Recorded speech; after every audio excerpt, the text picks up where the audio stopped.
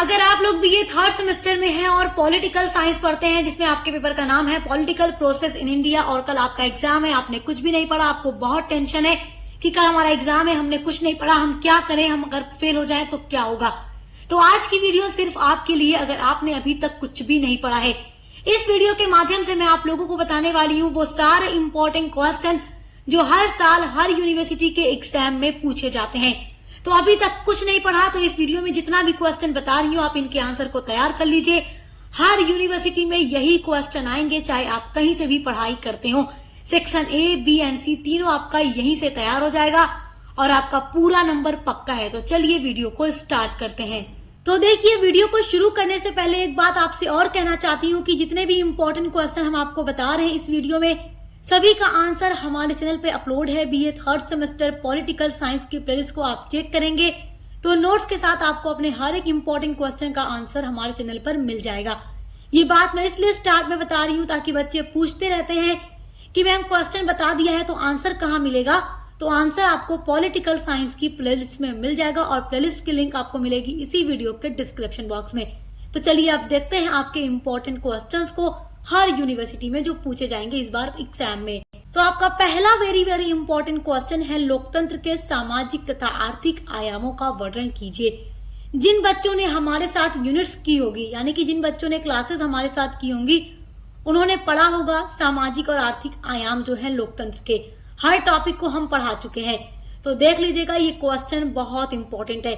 15 question जो बता रही हूँ पढ़ करके आपका तीनों सेक्शन एकदम बढ़िया तैयार हो जाएगा। तो आपको इधर उधर देखने की जरूरत नहीं है, केवल इस वीडियो को एंड तक देखिए और उसके बाद डिस्क्रिप्शन बॉक्स में जाकर आंसर तैयार कर लीजिए। आपका सेकेंड इम्पोर्टेंट क्वेश्चन है, स्वतंत्रता के बाद भारतीय राजनीतिक व्यवस्था को आकार देने वाले कारकों का वर्णन कीजिए।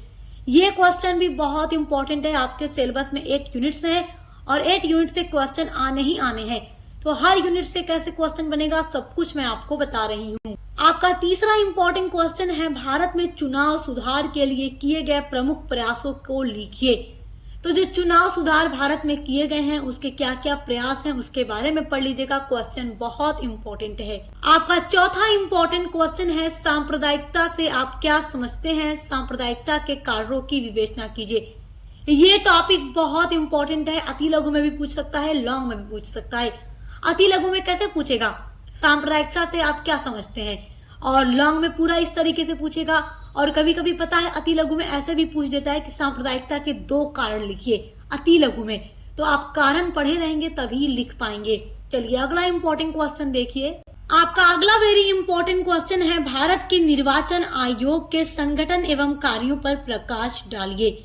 हम 3 से 4 सालों के पेपर को देखते हैं, उसके बाद जाकर आपका ये मॉडल पेपर तैयार करते हैं और वही क्वेश्चन बताते हैं जो हर साल एग्जाम में रिपीट होता है। तो ये सारे ऐसे ही क्वेश्चन हैं जो आपके एग्जाम में आने वाले हैं। तो आपको पढ़कर बहुत अच्छे से जाना है।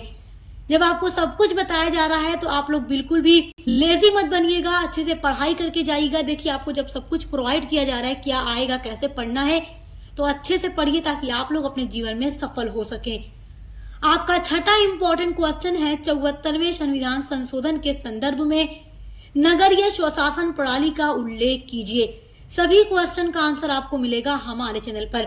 और देखिए, हम इम्पोर्टेंट मॉडल पेपर के साथ साथ महासंग्राम रिवीजन क्लासेस भी अपलोड करते हैं हर सब्जेक्ट के लिए, जिसमें हम क्वेश्चन के साथ साथ इम्पोर्टेंट आंसर भी आपको बताते हैं कि आपको लिखना कैसे है। क्वेश्चन नंबर 7 आपका है, भारतीय संविधान संघात्मक भी है और एकात्मक भी, व्याख्या कीजिए।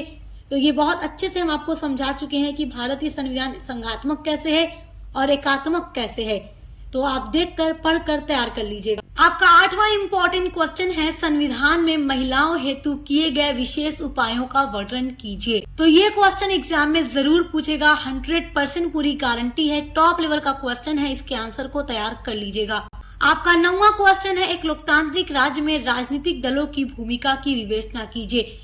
देखो, ये टॉपिक भी हम आपको पढ़ा चुके हैं बहुत अच्छे से। देखो, हमारा भारत एक लोकतांत्रिक देश है और यहाँ पर आपको अनेकों राजनीतिक दल देखने को मिलते हैं। तो लोकतांत्रिक राज्य में राजनीतिक दलों की भूमिका क्यों है, क्योंकि यहाँ पर इलेक्शन होता है और अलग अलग पार्टी से प्रतिनिधि उठते हैं जिनको जनता वोट देती है। तो इसलिए लोकतांत्रिक राज्य में जो राजनीतिक दलों की भूमिका है वो अत्यंत महत्वपूर्ण है। तो सब कुछ हम आपको पढ़ा चुके हैं, आप देखकर तैयार कर लीजिएगा। नोट्स के साथ आपको आंसर मिलेगा हमारे चैनल पर। आपका अगला वेरी मोस्ट इम्पोर्टेंट क्वेश्चन है, देखिए, भारत के राष्ट्रपति की आपातकालीन शक्तियों का वर्णन कीजिए। तो इस क्वेश्चन का आंसर भी मिलेगा आपको हमारे ही चैनल पर। 11th वेरी इंपॉर्टेंट क्वेश्चन है, दबाव समूह से आप क्या समझते हैं? दबाव समूह के विभिन्न लक्षणों का वर्णन कीजिए। आपके सिलेबस में सारी यही तो यूनिट्स हैं और हर यूनिट से क्वेश्चन आएगा। तो दबाव समूह क्या है, इसके लक्षण या इसकी विशेषता क्या है, हम आपको पढ़ा चुके हैं। अगर एग्जाम में ऐसे पूछ दे दबाव समूह की विशेषताओं का वर्णन कीजिए, तो अब आप सोचेंगे अरे हम तो लक्षण पढ़ के आए, विशेषता पूछ रहा है। बहुत बच्चे ऐसे कंफ्यूज हो जाते हैं। तो याद रखिएगा, लक्षण पूछे या विशेषता पूछे, बात एक ही है। तो कंफ्यूज मत होइएगा। आपका next very most important question है, टॉप लेवल का क्वेश्चन है, वर्ग से आप क्या समझते हैं? वर्ग विभाजन के आधार बताइए। तो ये क्वेश्चन भी एग्जाम में जरूर पूछेगा। चलिए अगला क्वेश्चन देखिए, ये क्वेश्चन भी इंपॉर्टेंट है। लोकतांत्रिक विकेंद्रीकरण का क्या अर्थ है? उसके बाद आपका क्वेश्चन है, भारतीय राजनीति को जाति कैसे प्रभावित करती है? तो इस यूनिट को भी हम पढ़ा चुके हैं। भारतीय राजनीति में जो जाति है उसको भी हम पढ़ा चुके हैं, आप देख लीजिएगा। आपका नेक्स्ट क्वेश्चन देखिए, भारत में चुनाव व्यवहार के निर्धारक तत्वों का वर्णन कीजिए। तो ये 15 क्वेश्चन जो आपके सिलेबस के इंपॉर्टेंट है, आपको केवल इन्हीं क्वेश्चन के आंसर को पढ़ करके जाना है, क्योंकि ये 100% गारंटी है कि एग्जाम 2026-27 में हर यूनिवर्सिटी के अंदर यहीं से क्वेश्चन बन करके आने वाले हैं। सारा का सारा क्वेश्चन यही आएगा, आप चाहे कहीं से भी पढ़ाई कर रहे हो, क्योंकि ये ऐसे क्वेश्चन हैं जो हर साल एग्जाम में रिपीट होते रहते हैं। तो कुछ नहीं पढ़ा तो बस इन्हीं क्वेश्चन के आंसर को तैयार कर लीजिए और आंसर के लिए डिस्क्रिप्शन बॉक्स में दी गई प्लेलिस्ट के लिंक पर विजिट कीजिए और दोस्तों के साथ वीडियो शेयर करना मत भूलिएगा, ताकि हर बच्चा अच्छे से पढ़ाई करके एग्जाम में अच्छे नंबरों से पास हो सके। तो अब मिलते हैं अगली वीडियो के साथ।